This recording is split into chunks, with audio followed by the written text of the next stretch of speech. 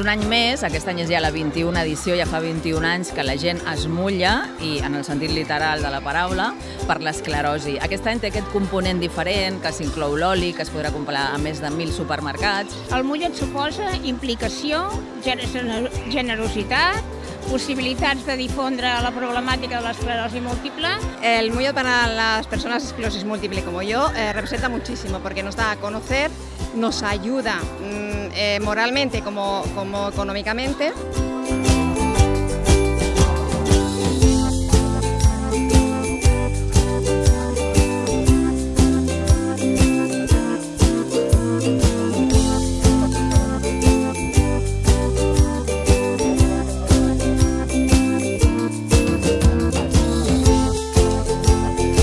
El dia 13 de juliol, mulla't per l'esclerosi múltiple. El 13 de juliol, vine a mullar-te per la causa. Ho esperem.